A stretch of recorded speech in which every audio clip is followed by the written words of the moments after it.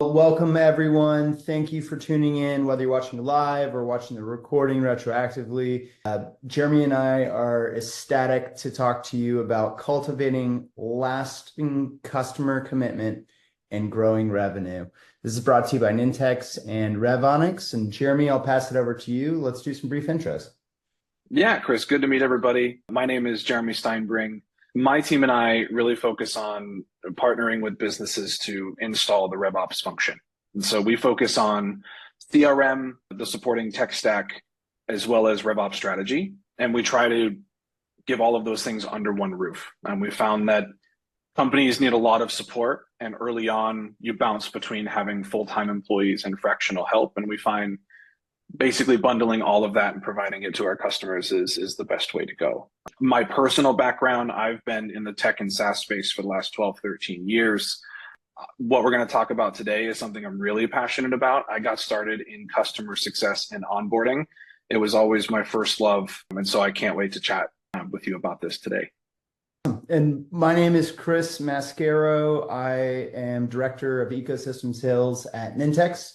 Nintex is an intelligent automation platform. I come from a little over a decade in experience in the Salesforce ecosystem specifically, and have worked from the executive level all the way down with revenue operations teams at all levels of maturity, primarily focused on process. So we're really excited to jump in and chat today. I think we've got some really meaningful and salient points, some key takeaways that I think any organization of any size and scale would benefit from. But I think before we dig into the kind of the meat of our content and conversation, I think it makes sense to level set around revenue operations today, modern definition, and what Jeremy and I are both seeing. So the first thing I'll point out here is that regardless of what type of organization you are, and I mean that from both an industry or a segment, as well as really realistically a revenue channel perspective, regardless of how you're making money as an organization, revenue operations, the resources, people, processes, and technologies that are driving the conversion of prospects to customers and maximizing customer lifetime value.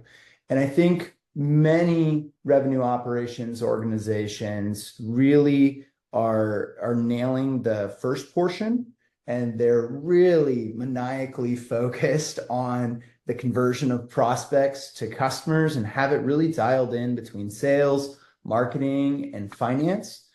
But often left out to dry, or really not even in the purview of some organizations, are support and customer success. And so a lot of our conversation today is really around developing a revenue channel through customer success, and ideally the transition from support and success being viewed as a cost center to a revenue driver or profit center for the organization. And we're seeing a lot of really mature organizations are monetizing their adoption motions, their support motion, and figuring out how to really make the most out of customer success.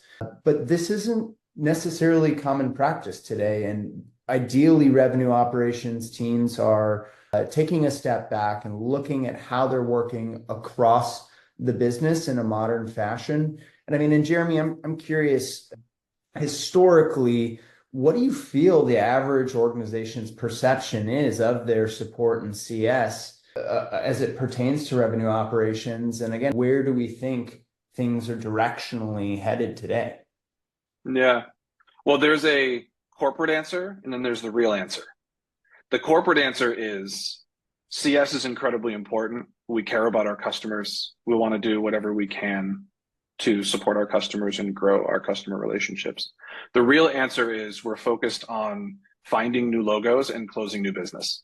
And we see that in what the talk is and what the walk is. And most of the customers, the businesses that I've worked for, starting in the customer success side, I see so much emphasis being put on marketing and sales, generating new logos. And what's ironic is that the amount of revenue they lose within churn and the inability to retain their business and create promoters, which will then double and create and do a lot of the work for them to generate new revenue completely goes away. And it becomes this hysterical. I saw a cartoon about that like years ago. And it's literally sales and marketing on one side, customers going in the door, and one of those big revolving doors that you see at the mall, right? And all of the money going away because we measure success based on new logos, new business, but we're so not focused on customer success. And the reason I know that, because if you were to look at any small to medium sized business, you'll find sales ops before CS ops. You'll find marketing ops before CS ops. You'll find product ops before CS ops. And what's really aggravating to me is that customer success and client retention is a business metric. It's not a CS function. Everyone is responsible for how customers feel about your brand and how they promote your brand once they become a customer. And so, for me, I feel in practice, it's changing though. And I think a lot of it has to do with market conditions that are happening right now, where when people stop buying, where do we get our revenue from? And so many tech and SaaS companies have come to us, and obviously we do webinars and podcasts, and I talk to a lot of people in the industry, and I see a massive shift in saying, okay, well, let's shift our focus to the people we already know, because that's honestly the closest you are to new revenue. And so that's my take, and that's what I'm seeing happen right now. Can we take a poll and find out for surezies? I think that sounds great. Let's do it. So excited to see the result. No way. Maybe I shouldn't have caffeine. This might be better, you guys. I think it's good. I think it's a necessary evil for most folks, especially after you've been indoctrinated into good coffee or tea. And it's interesting, Jeremy, that you bring this up. And I agree. It's not just CS's job; it's everyone's job. So, what areas of a modern business should be involved in supporting the CS organization? Well, I think a lot of it has to do with expectation setting, especially, and I'm really talking about sales. Let's get to brass tacks. Usually the friction point in the go-to-market team is sales overpromised, right? This is what you hear from CS members. Sales overpromised, oversold. No, our product doesn't do that. Why in the hell would you tell them it does? And then CS is, well, you're not supporting the, implementation went sideways. You didn't implement what we sold. And it's just this constant battle. And and it's traditional. It doesn't happen in every org. It's definitely a stereotype, and but I've seen it, and I think communication is really, really key. Expectation setting is really, really key. And I think we're going to talk about today some of the ways that we can automate some of that communication in using tools, CRM and tech stack tools that make it easier for that transfer of knowledge when a customer goes through the journey and actually becomes a customer. Agreed wholeheartedly there. So from the poll, it seems most of the folks that are on the webinar here live feel that RevOps should be involved in customer support and success. And then the juxtaposition of that is, okay, well, are you involved today? Do we have ownership around some of those key areas that a successful CS organization has? And the answer is inversely no, we're not there today. And I think one of the first things that we to see when we're talking to organizations about shifting the perspective is understanding what does profitable growth look like to a modern business today? If the market's really tough, Jeremy was saying, customer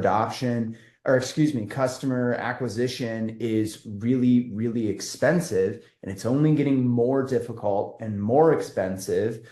How can we become a more profitable organization with what we already have today from a customer install base standpoint? How do we expand that and build more meaningful relationships? So organizations that are focused on success and retention see increased profitability. And I'll simplify this on the last pillar here, and then it's 5x easier to upsell or cross-sell to current customers. A happy, successful customer, you've already sold them. You've done the hard work of acquiring them.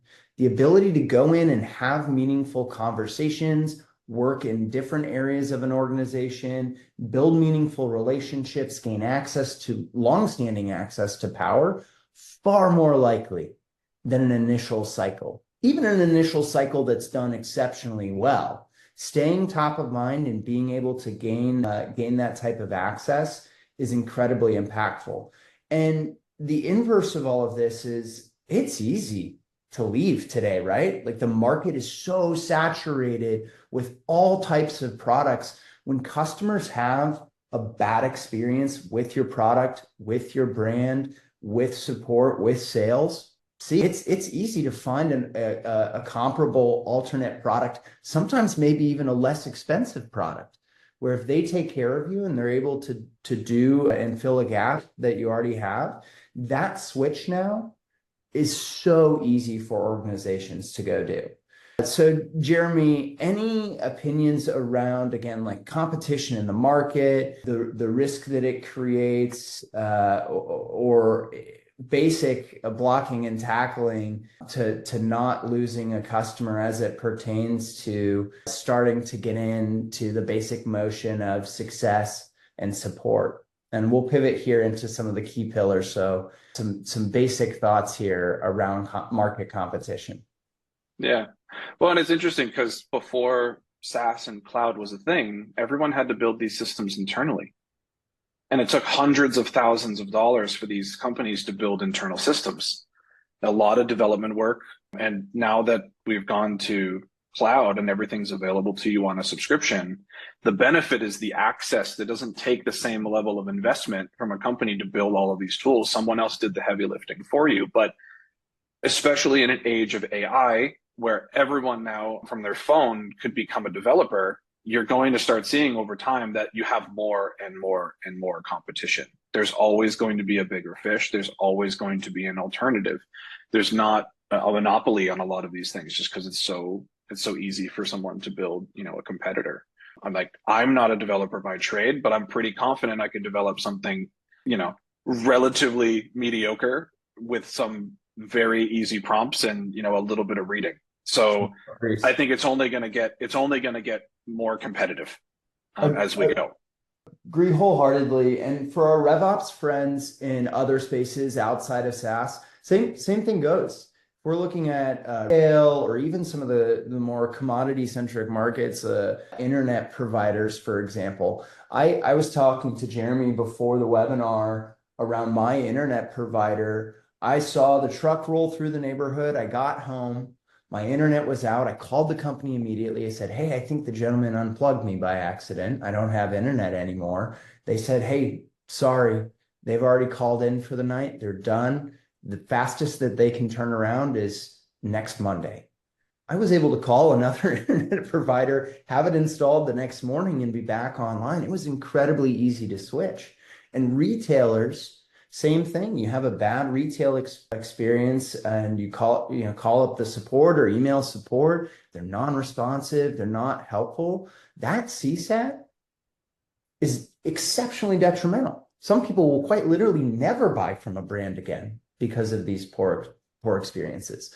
So the argument here to start building within your organization is that in order to be a modern, profitable organization, RevOps support as part of this motion is absolutely necessary. And if you're not involved and those teams aren't able to meet and exceed customer expectations, the inverse results are equally likely, where you're going to have that bucket get leakier and leakier and leakier with market pressure and competition. And all Chris, right. we won't put that ISP on blast, but yeah. How often would you recommend them to somebody that asked you who just moved to the area and was like, hey, we need an internet provider. Who do you use? What would you like? That's the funny thing. So before the internet was amazing. Like the actual speeds and times that I got were astounding. And I was actively inviting folks and saying, hey, I see, we've done work together and we're chatting. Your internet's terrible. You live in my area. Hop on, get on this provider. I do the opposite now. When new neighbors move into my neighborhood and they ask, hey, are you using this provider or that provider? We've got a couple of options. I do tell them my experience and I warn them before they go start to do business there. So no, I would not recommend them. And in fact, I would what you would consider a detractor now. And I used to be an advocate. And support was the deciding factor. Yep. How they escalate or lack thereof, how quickly they responded, all of that had a huge impact on my purchasing decision. And what I see is the same level of frustration has always existed, for hundreds and hundreds of years. But in the age that we live in with social media, any post can go viral for any reason. Everyone can see it. And so people love to share bad news. It's something about our psychology that if we have a great experience, we're less likely to share a poor experience. And when you want to be loud, you can be loud. And that has a much worse, because not only did they lose, your business, but then they lost everyone in your social circle who heard about it. And then if you wanted to, again, go nuclear, on social media, which some people do. We see it with SaaS companies all the time where, someone's post went viral that has, 50,000 comments from, putting a company on blast. Like it matters. And people's voices can be heard if they really want it to be. It's effective and it's hugely detrimental to brand. And if you want to talk about, again, how difficult it is to acquire new logos, you're digging that hole even deeper there. So let's shift gears a little bit and let's talk about some of the bare bones around RevOps essentials for customer success, customer support, customer experience.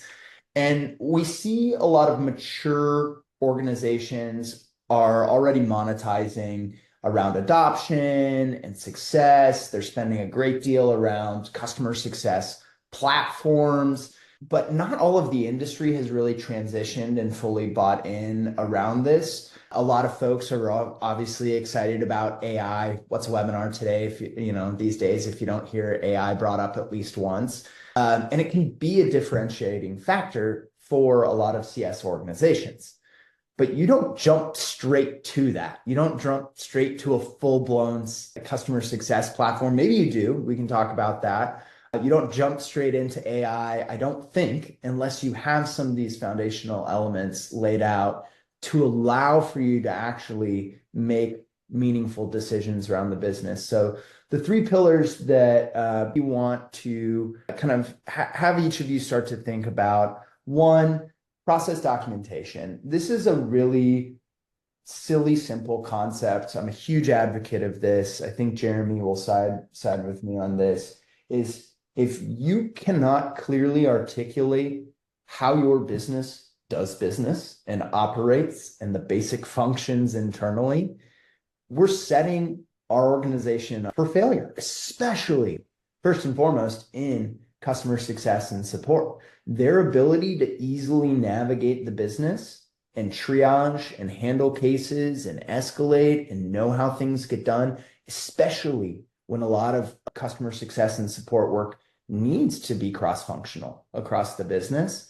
This is a foundational layer that can have a massive, massive impact and cascading effect on all the rest of the wonderful things that you think are great and might want to go do for your business. But bare bones basics here, starting around documenting your processes. Jeremy, any thoughts around kind of illuminating process and eliminating the black box within an organization? Well, I think everyone does this a little differently, and that's okay. There's no one right way, just most things. For us, we find visualizing a customer journey is really, really important. A picture is worth 1,000 words or 10,000 words or whatever it is, right? Whatever the saying is. We usually use like a Lucid chart or a Draw.io, which is a free resource if you don't have that. It's something you can download for free. It's Draw.io. You can build out a customer journey to visualize it. I think it is important, though, speaking more broadly, that should be done at the more high-level RevOps level, and CS should be a portion of that documentation. I think a lot of departments, they focus on their own little bubble, their own processes, their own systems, their own checks and balances, the handoffs. The problem is the customer has been interacting with all of the go-to-market teams. And so you have to think about what the customer sees, customer experience first.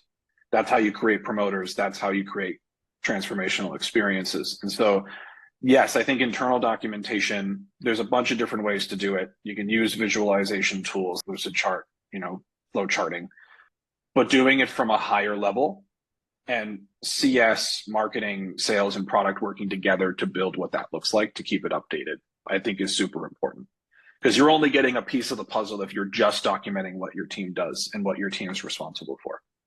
So RevOps as a cross-functional view over each of those distinct functions of the business would allow for us to identify gaps in process where we thought maybe things were getting handed off in a certain way, or experience gaps in information maybe that we thought were making its way downstream from initial conversations or from issues.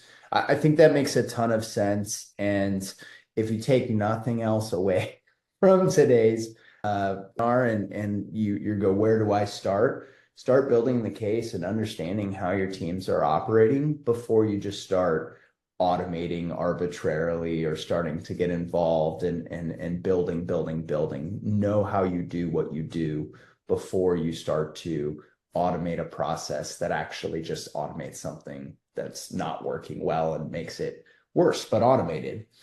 Second pillar is really all around customer onboarding. This is all around customer adoption, right? If your hard-earned, hard-won customers that, again, it's that much harder to sell and win new logos today, never actually get off the ground and they never see value from your product or from your services, it is extremely, extremely unlikely that you will be able to cross-sell or sell them into other products, regardless of how much an individual might be a champion or even a past user of your business and they brought you into a new organization. If they can't get the gears turning, the chances of them making additional purchases are exceptionally unlikely. And churn within the first year or at the end of the first term of the agreement, whatever that is very, very likely. So we're killing all future sales, and the likelihood of re-earning their business and another new logo sales cycle down the road, equally unlikely. Jeremy, any thoughts around basic pillar of getting customer onboarding stood up, handoff between sales and CS or support, making sure that they are set up for success, not just over the fence? Well, I think buyer's remorse is a natural phenomenon. We all experience it regardless, even if it's a good idea or we agree, we feel good about a decision. The data backs up our decision. We still experience this, okay, I'm taking a leap of faith, right? And I think the faster you show value and the more engaged you are, you can only make, one first impression. And I think the better of a first impression, the more value that you can show right out of the gate, the more likely you are to cross-sell. But even before you talk about cross-sell, just keep the customer beyond the first contract. That second contract being signed is so important. And that's actually an interesting metric. How many customers renew is actually a better tell at how well you're showing value, how sticky is your product, how are you doing with expectation settings versus them signing the first time. The first time is them just saying hello. And I think it's the one thing it's kind of interesting, and I don't know why this popped into my head, but my daughter's 3.5 years old. My wife and I have been talking about when we're going to go to Disney for the first time. I'm an East Coast guy, even though I live on the West Coast now. So Disney World is the only Disney for our family. It just kind of is what it is. I'm sure I upset some people in this chat, which is intentional, by the way. But it's all fun. Mm-hmm. So anyway, I've been thinking about, okay, let's say she's now 4 or 5, and I go to her and I say, Amelia, guess what? We're going to go to Disney. And she gets all excited. And we start talking about like all the things that we're going to do. And then I end the conversation with, we're going to go next year. All the wind out of the sails. It's kind of the same thing with sales and CS. You're making all these expectations. You're getting them hyped up. They're really excited to go and get started. And then it takes 6 months to implement the tool because we didn't have proper communication. There wasn't a clear handoff. Expectations were wrong. Maybe we're going to Disneyland and she's frustrated because she knows that our family goes to Disney World, right? So there's a lot of things like that happen naturally that I don't think are tracked or really cared about, because when you're in customer success and you're only thinking about customer success, a customer doesn't exist until they land in your inbox, until they actually are on the phone with you. And I'm sure some of the people that are in CS have been on a phone call with a brand new customer and it goes poorly right out the chute. And it's because of that lack of expectation setting, that proper expectation setting. And that's something that's easy to manage if proactively managed. Clear, proactive communication nips a ton of this in the bud. And most customer success, customer support organizations aren't set up necessarily to do that. They're reactive. They're on their heels right out of the gate. They're understaffed. They're under-resourced, and they're set up to fail. Now, case intake and management, third pillar, third thought here, and really focused again on that proactive and personalized support, ideally at scale. This is how we're handling case creation, how we're prioritizing cases, how we're escalating cases, and how we handle all of the documentation around that. And I'm curious, Jeremy, do you feel like organizations need to jump right in and invest in some big full-blown CS platform right out of the gate? Or are there other platforms, core platforms that maybe they could start to use to do some of these basic things and then work to fill in some of the gaps in between? Any opinions there? If you don't have a plan, you shouldn't be implementing tech.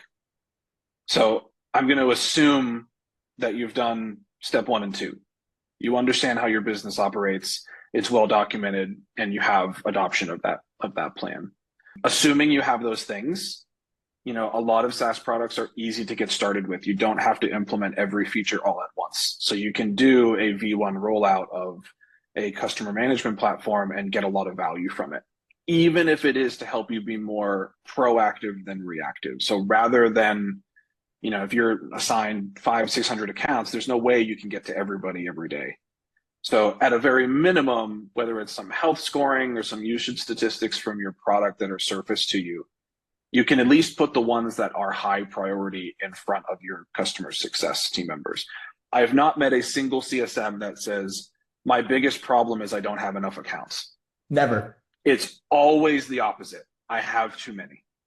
And so the more that you can put the right accounts, the right customers in front of them to prioritize outreach, because honestly, once the problem happens, you've kind of already done some damage and you actually have to do more effort to get them back to neutral or make them a promoter again. Similar to your ISP, internet story. It's kind of the same thing. If they had knocked you off your feet, within 24 hours, it had it, installed and a message that said, hey, we're really sorry. We understand you have business to do and this impacted your day to day. We've credited you 50% to pay for half the month. We hope that you stay with us. We really appreciate your business. You'd probably be sharing how great of a conversation you've had, and you'd probably end up finding more business too.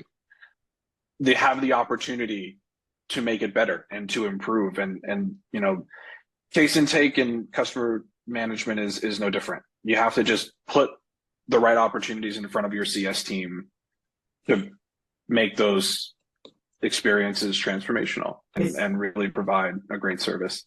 It's so funny you say that because they did reach out a month and a half later. Hail Mary, we've made this mistake. We should have escalated this. This is something that should have been easily fixed.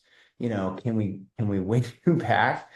No, thank you, but no, I don't want the heartache of this. And they spent quite a bit of energy on calls from upper level folks that managed the region, I would believe, and follow-up emails. If they would have been proactive and had really clear and concise expectations and just, again, on the front end of the cycle or experience, it would have had a material impact on my decision to stay or leave and move off to another competitor. So let's shift gears then. Let's think about some things that we can start to do that are maybe some quick wins with smaller or newer customer adoption or success organizations. Let's say you've kicked it off. You've got that small but mighty, the lean customer success or adoption team. We want to start them off on the right foot and not be reactive. We want to be proactive as possible. what are some of the things that maybe we can do as quick wins to help arm them to be successful early on in engagements? Three different thoughts to talk through here. The first one, and I'm a huge fan of this, and I think most sales organizations, some of the strongest selling actually comes from storytelling and how they share success stories and user stories of folks that have gone through and had an amazing experience and what the future could be like when you do business with us. Well, that doesn't come from a successful sales cycle. You're not going to go to the next customer and say, I just won this other one, you should buy two. They're going to, who cares, right? And that story comes from downstream, comes from a customer that adopted, got off the ground, saw success, had positive experiences with the rest of the organization after that initial sales cycle. So the easy, quick win to start trying to work towards here is the automation around creating user stories or success stories. And this potentially comes from the people who are having these engagements and conversations with your customers day in and day out. Now, I think the trick here is we want to start automating, moving this content onto a slide. Well, Jeremy, what's foundational there? What do I need to do? What do I need to start capturing from a CS, from a support perspective to have something like this be possible? I mean, for me, I think about sentiment. That's, to me, how somebody feels about your brand and your product is more important than what your product actually does. Just how it is.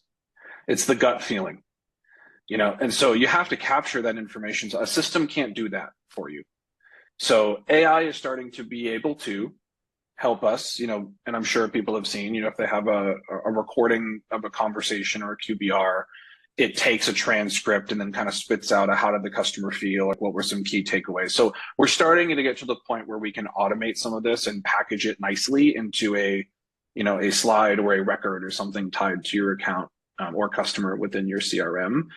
But, automatically generating the right support articles to send to customers based on conversations. That's typically, table stakes for a lot of organizations that we help. Whether it's an external wiki that lives on like a Zendesk or something after a support ticket is submitted, send them information after that's done so that you're basically teaching them how to be self-sufficient. You don't want to teach them that they have to call or email every time.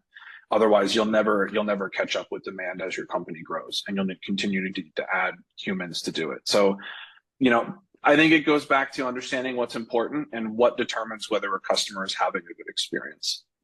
One of the things that I wanted to mention that kind of turns back into supporting customers on the previous slide, I think is important here with capturing user stories. Before I got started in tech, I worked at Apple retail, not in Cupertino, the less sexy Apple. I was the poor guy at the Genius Bar with 1 billion people out the door. I've helped thousands of customers over 3 to 5 years working there. They position repairing the relationship first. And I see this a lot. I see this skipped over a lot.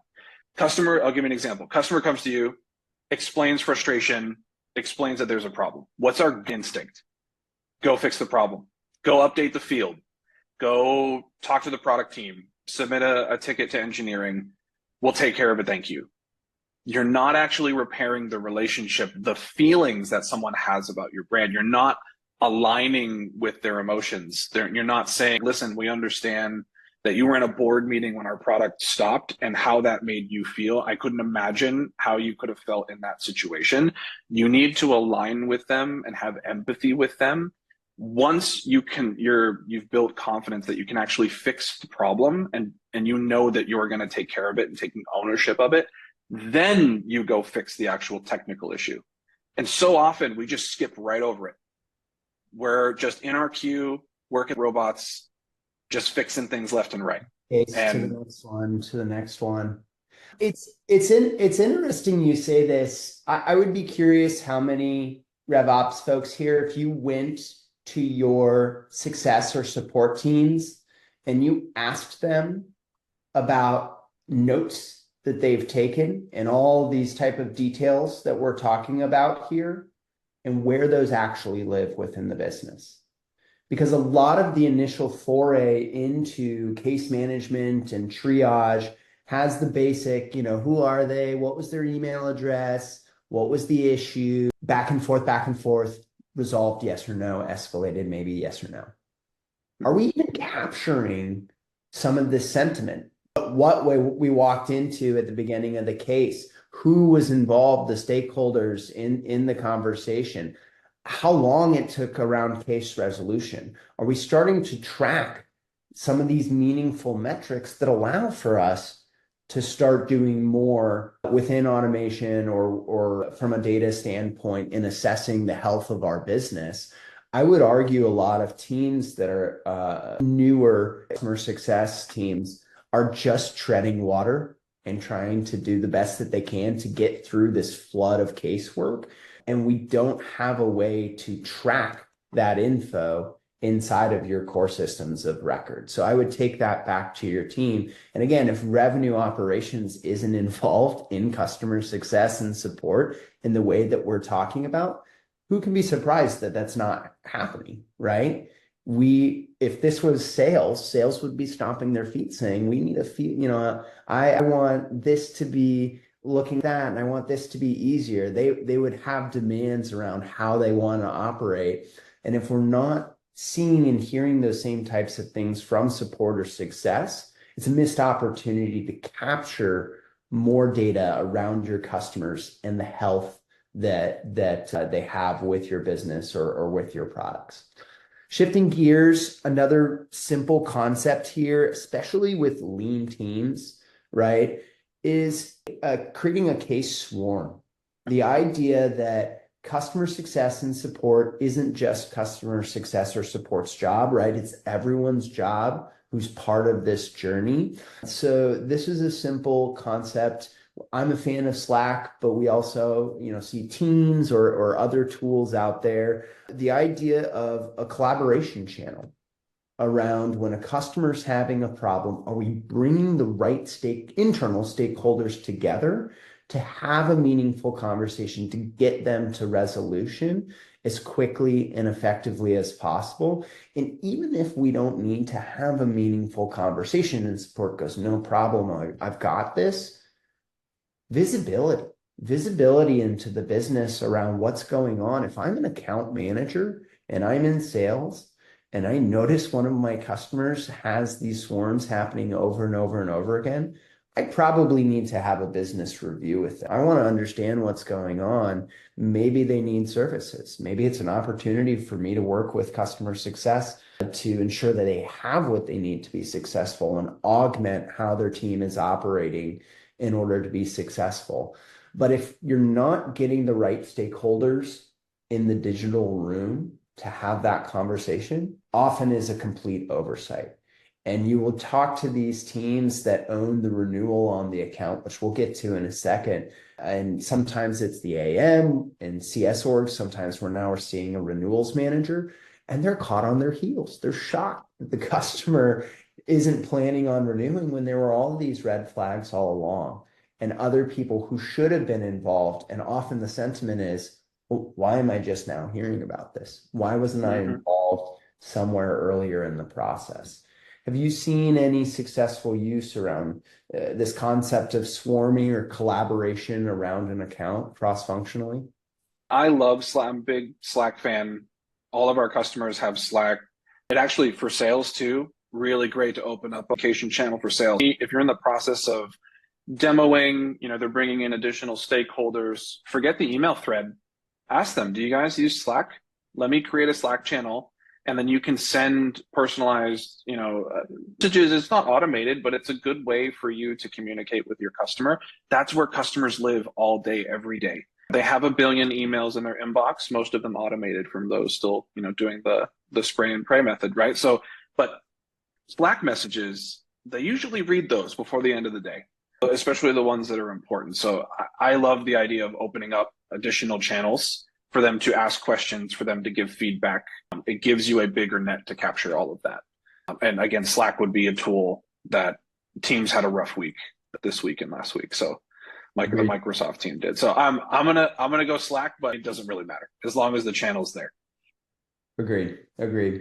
And then shifting gears here to renewals. Many organizations are on their heels with renewals. This is odd to me in this day and age. If we've done an initial deal or a purchase with a customer, we shouldn't be missing renewal dates. Renewals should not be late. And in fact, what we should work towards is the opposite.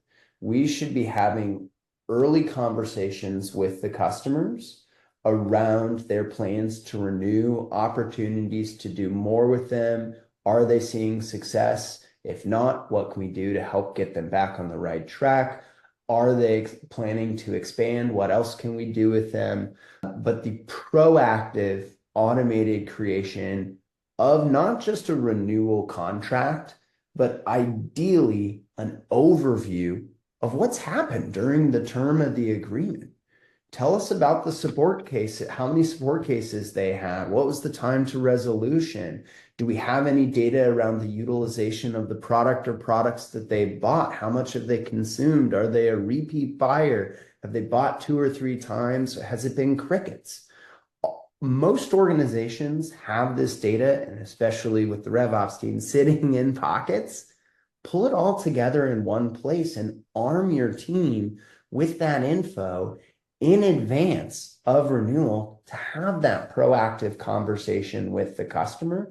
This is something that I think is super tangible, super tangible to most organizations to jump on and take advantage of right away. But I'm curious, Jeremy, do we think there's a gap where revenue operations teams, if they got involved earlier with CS, a small CS organization, would that allow us to go do more of this proactively? Or do we need to see some scale first with the customer support team before this type of behavior makes sense? So I'm curious your opinion. Do we scale bodies first? Or do we get some operational rigor around how we're operating, maximize, a lean team to do as much as possible, then only add bodies once we've got it dialed in?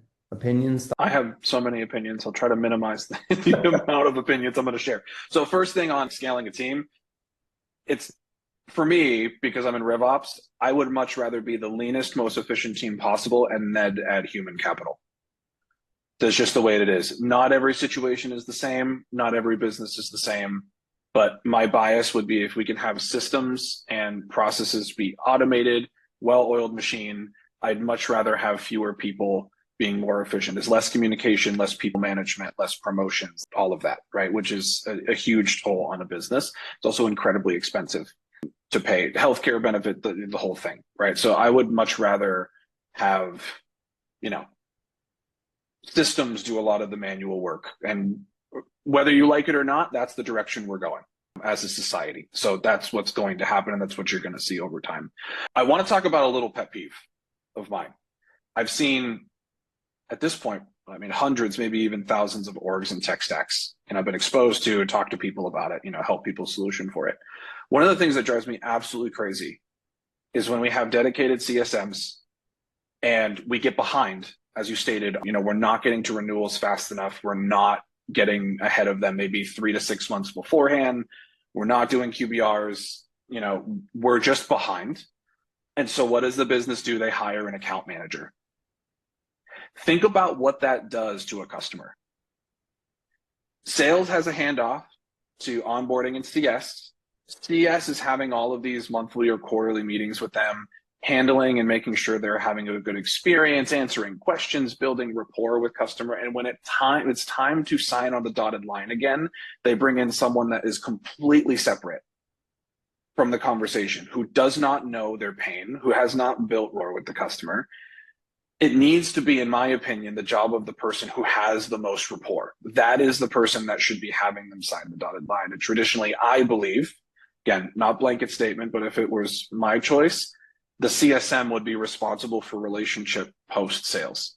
And so they're the ones that should be negotiating contract renewals because they have now built the trust and have the empathy with the customer.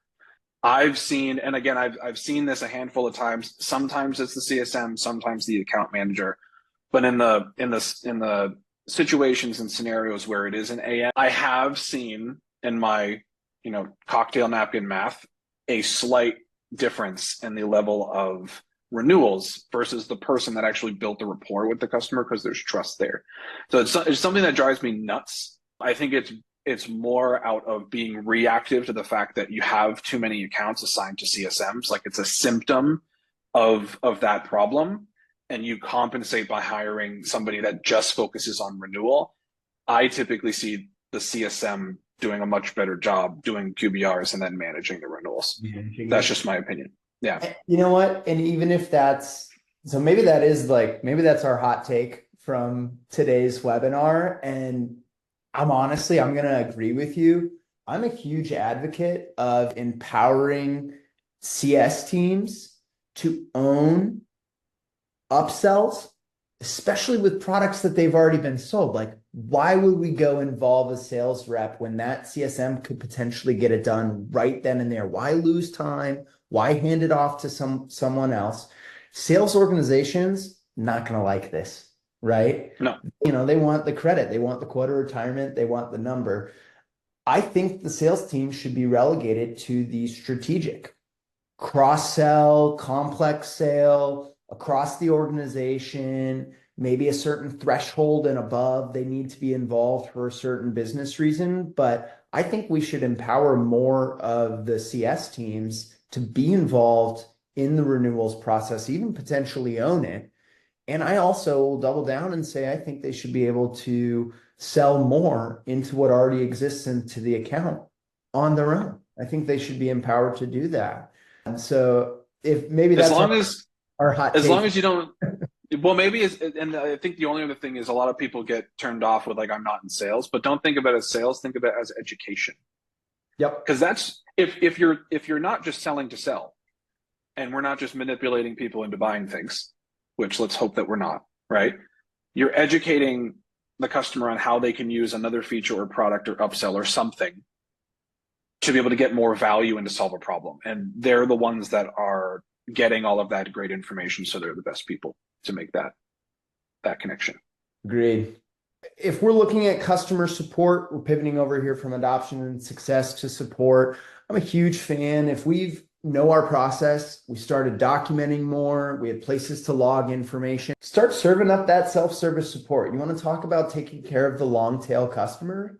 They want to be able to help themselves. A lot of folks don't want to have to sit in a queue or wait. If we get to that point, totally get it. Want to deal with a person who can actually get me across the finish line. But the more you can tee up self-service support, it's going to bring down costs and how many cases we have to handle and triage. I'm a big fan of resolution packets. So again, Jeremy was talking about customer success and support, knowing how they've resolved previous cases or questions. Automatically serve those up. When a customer comes in with a case that sounds like one we've already solved in the past, serve up that information on how others have already fixed that same issue or resolved it in the past. Again, trying to give the customer greater self-service access to go fix it themselves, or at minimum, setting expectations around what to expect in resolving the issue. And then last but not least, I'm a big fan of quarterly business reviews, internal, right? Knowing what's going on in your business and key insights and having that group conversation, cross-functional conversation around success and support. I'll call out, this is something that we do internally at Nintex. I've changed the numbers. I've changed some of the metrics here.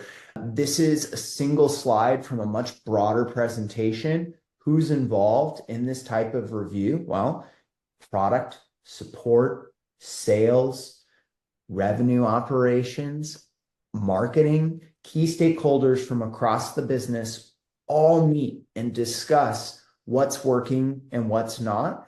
When we get to the section around help and support, all of this content is automatically generated, not scrambling to like come up with their numbers or fake their numbers. And it's a review on what's working and what's not. And because it's cross-functionally discussed, and because revenue operations has a hand in how this works, we identify a lot of gaps and things that we could be doing better. What are things that we need to get sales more involved in, get marketing more involved in? How do we become more proactive?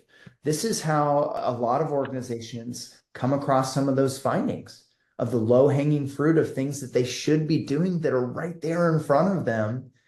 But if they're not having that cross-functional conversation and revenue operations isn't involved from an operational rigor, tracking, data, systems standpoint, this is impossible to go do. We're almost at time. I want to give you guys the opportunity to let people know where to find you. Jeremy, I know you're active in the community. Chris, is the best place to find you on LinkedIn? LinkedIn. Yeah. Drop me a line, shoot me a note. Love to talk shop, not in sales. So always happy to chat. I love that. I love good clarification. Yeah. Jeremy? I don't think either of us will ask if you have a quick 30 minutes and send you a calendar link. So isn't it 15 or 10 nowadays? Yeah, you know, and a $50 gift card. Right, yeah. I'll get you a Starbucks gift card, or maybe an Instacart gift card, tying this all the way back to where we started. But yeah, LinkedIn, I'm really active in the RevOps Co-op community. It's fantastic. So shoot me a message. Let's solve puzzles together. Thanks so much for talking about this important topic, and we will see you all next time.